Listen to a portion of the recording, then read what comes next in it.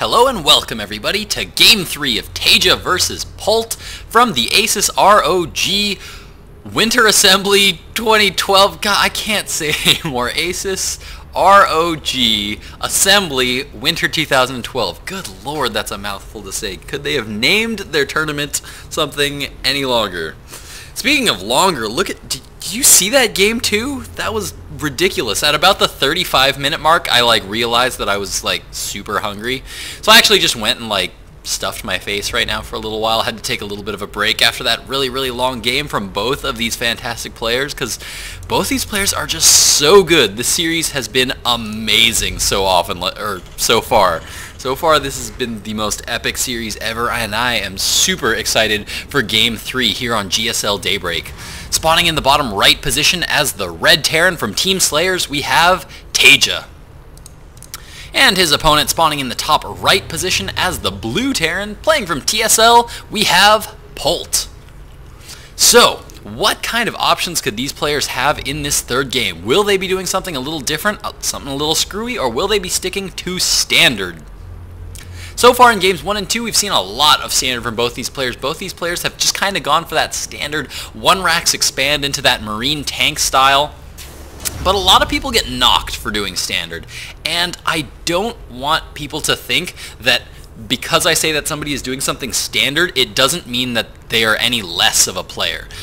Very often players will kind of get into this mindset where they'll kind of think that, oh, I've got to do something weird, I've got to do things differently, because maybe I'm in diamond and I'm not winning enough, so I need to start doing something crazy. I need to start doing maybe nidusing all over the place. I need to start doing I need to do hatches in their main and stuff like that, crazy stuff, because I'm just playing too standard and it's just too predictable.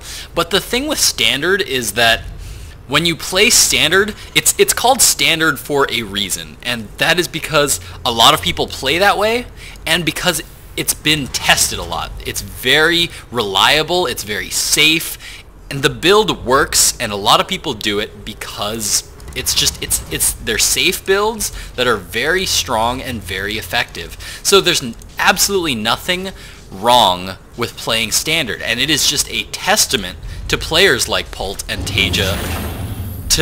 It's just a testament to how well they play. The fact that they can play standard and still be very high grandmasters means that they can take builds that are standard and actually just do them better than almost everybody else. And ooh, nice little lift up of that supply depot there by Polt. Actually manages to slip out his own SCV and then close it before SlayerSTaeJa is able to get out. But SlayerSTaeJa did get the SCV into the main this time, as opposed to before where he was blocked out with that supply depot. So SlayerSTaeJa's actually going to be getting a full scout, and even manages to pick off an SCV in the main, so both players going to be losing an SCV there. Both players looks like they are going for that one racks expand once again, being followed up with more and more barracks. Look at this, once again, identical builds. Second barracks now coming up for both of these players. So incredibly, both these players playing so similar right now. It is absolutely ridiculous. What do I expect to be seeing on Daybreak? This is a map that drops are actually really strong on. It's another map where the rush distances aren't quite as long as they were in the previous map on Core Hall Compound. And drops are actually really viable, just because if you look at the main, there's this giant area of space where you can keep your medevacs all day long if you want them. The same thing with this base, has this giant vast area of space right behind the main that makes drops really viable. So we might see a lot of drops coming from either of these players. That's something that's very strong. I do think that in the end these players are both going to be going for Marine Siege Tank, just because for both of these players, if you look at the way this map is designed, both players' naturals are on a high ground, and if you decide to go to your opponent's base, you kind of go down onto this low ground, and then you kind of have to go up this ramp onto another high ground. Then you come over here and you got to go down a ramp and you're back on a low ground again. And then to get into their base, well, once again, you're facing our ramp onto the high ground. And oh no, it looks like all the Marines of TSLPolt are actually moving around just as the Marines of Polt are moving around to his natural. So both players are about to get into their opponent's base with a good group of Marines, but Polt does have some there to be able to stop it. And it looks like with a little bit of nice stutter step micro here, it looks like Polt is actually going to be able to pick off a few Marines there. Polt does manage to hold over here, but he's still got a couple of Marines here defending. And who got the better end of that deal? It looks like Polt may have gotten the better deal there. 3 workers killed so far to the 2 workers of TSLPolt. If we check out the units lost tab, it looks like TSLPolt has actually lost a tad more than Polt. So I guess Polt got the better end of that deal. God, I'm so confused right now because both these players swapped colors again. Both these players keep changing between which one is red and which one is blue, and it's really, really throwing me off. But Polt in this game is going to be the blue Terran. What was I saying before all of that Marine madness happened? Ah, yes, these high grounds. These high grounds become critically important. Having siege tanks up on this high ground makes it so difficult for your opponent to have to try to get to your base. It really means that they're going to have to delay pushes by taking down these destructible debris and come in the center, or take the entire opposite route, come over that other high ground.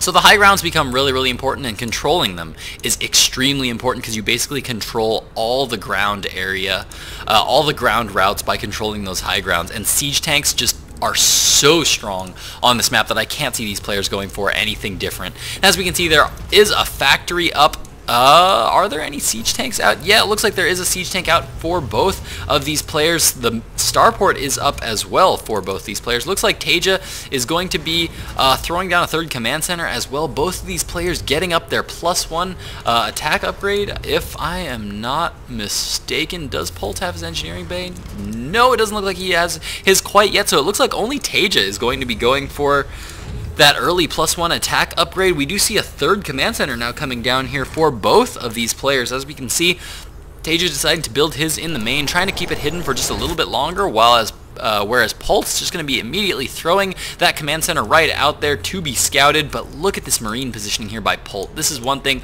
that I really have to give to Polt, is that his map awareness in all 3 of these games has been so good. He's just been putting these Marines all over the map, and this is something that every Terran should do. He's going to see every ground attack coming from miles away, and oh, he is actually going to be going for a drop in the main, and there is nothing here to be able to defend. And is Polt going to be able to do a lot of damage? Looks like yes, indeed, he's going to be able to drop down some Marines, but SlayerSTaeJa, with the quick reaction speed, is going to be pulling those SCVs back in time to not lose too many. But look at this. I love this from Polt. I absolutely love this. He's just going to sit back here. He's not going to try to stim in and try to do ridiculous amounts of damage. He's just going to do a little bits of damage. If there's one thing I hate, it's that when players just kind of drop units here and they kind of just don't pay attention to them. They just kind of send a drop to the back and then just maybe 1A over here somewhere and go, alright, that drop is dead. Polt is so good at doing this drop, dropping his units there, doing whatever damage he can, and just pulling back, saying, you know what, I took out a supply depot. I'm not going to get greedy and try to risk this drop and all of these Marines. I've already done guaranteed damage. I have maybe supply blocked SlayerSTaeJa.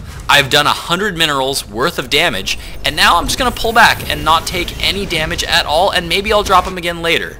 I don't think he is going to be doing that because he did pull that drop all the way back home somewhere around here. But he did guaranteed damage. That's 100 minerals that SlayerSTaeJa is not going to get back, and that's a supply depot that he's going to have to rebuild. So there's absolutely no reason for Polt to have to sacrifice that drop and now just send it in here and maybe try to get a few more SCV kills and potentially lose that drop. Super, super safe, and I love that from Polt.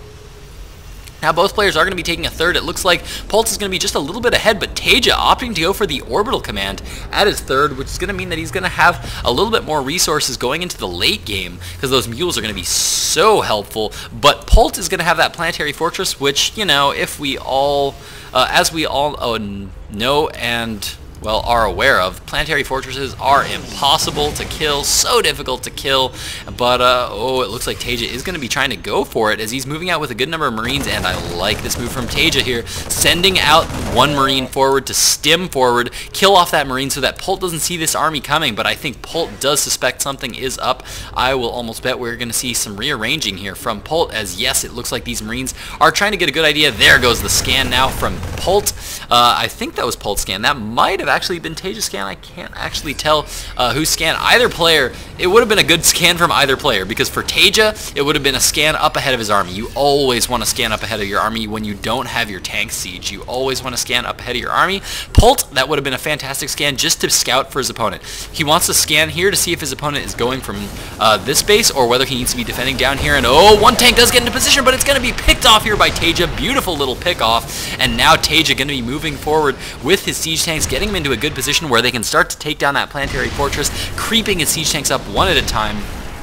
I really, really like that, and look at this from TSLPolt. I'm sieging this lower position, so I'm going to be placing Marines here in this northern position to be watching for drops and any kind of counterattacks. And now Polt is in a lot of trouble as he's pulling back with all his Marines. He has the siege tanks in position, but he's in a little bit of a dangerous spot as TSLPolt has this medevac in this forward position, giving his siege tanks lots of vision here. But look at all the Marines coming in, streaming in from every single direction, all at once, moving forward, stimming, managing to take out all the tanks, cleaning up the Marines. Unbelievable move there by Polt. And you know what? I actually want to watch that again because Polt actually just stomped the hell out of that army. That was actually ridiculous, as Polt is not that far ahead in supply right now. Looks like he's about 20 food ahead in supply, and looks like he just went right in between. TSLPolt was focusing down the planetary fortress, allowing Polt to get really, really close to those tanks, and that was what allowed that big slip up from TSLPolt was what allowed Polt to get in there and do the damage, take out those siege tanks, and that is going to be a huge loss for TSLPolt, as he is currently now sitting at 130 supply to the 180 supply of Polt, as he really almost lost nothing at all. He lost a good number of Marines there, but that's about it. He didn't even lose that many Marines. He's still got all his siege tanks intact, and he's just going to be remaxing his Marines very quickly. As you can see, he's got a lot of barracks up here to remax with. And as we can see, lots of barracks also up for TSLPolt. TSLPolt now up on his third base, good and running, but Polt did a fantastic job of defending. If we check out the harvester count, yeah, 77 harvesters to 69, and now Polt deciding to get a little bit aggressive here, moving out with a good number of Marines, stimming forward right now, catching a few of those siege tanks off guard, and instantly TSLPolt is going to be losing a lot of siege tanks, and Polt in a fantastic position now, pushing forward. Now needs to be really, really careful about pushing up onto this high ground. These are those high grounds I was talking about. Really, really scary to try to push onto. Very, very difficult to break these lines, and Polt doing one scan there at it to check out where his opponent's army is, and TSLPolt realizing he does not have the siege tanks here to be able to defend this third, and now pulling back as all the siege tanks of Polt are going to be sieging up in this position right now, getting a few Marine kills here, and oh, Polt stimming forward, taking out as many Marines as he can. Now what Polt wants to do right now is he wants to force trades, and oh no, he's going to be denying this third. Oh. TSLPolt is just in such a sketchy spot right now. What Polt wants to do is Polt just wants to force trades. He wants to force even trades because now he's denied this third base.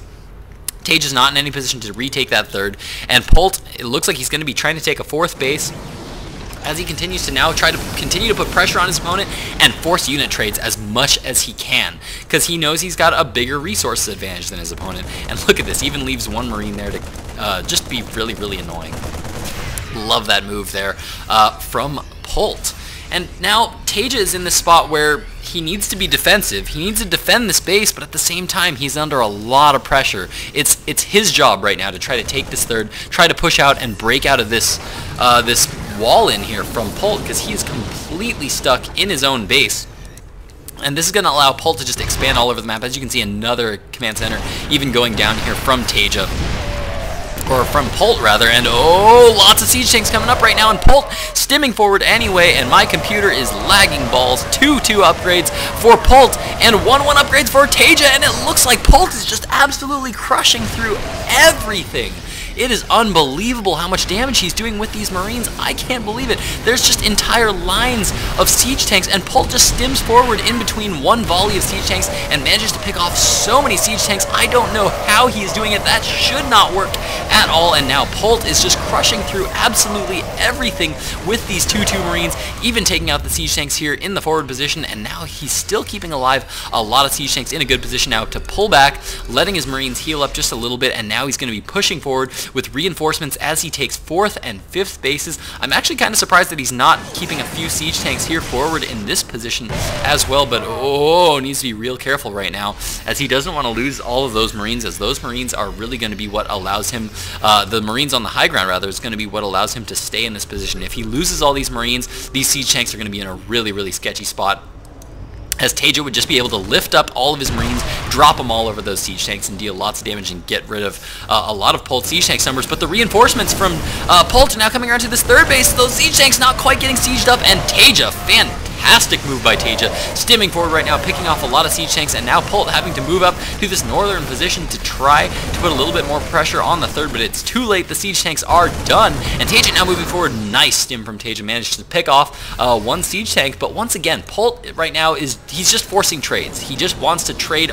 He wants to waste his opponent's resources. He wants to trade my units for your units, because I've got more bases, so I can afford to just continue to make trades all over the place. They can even be trades that aren't really in my favor.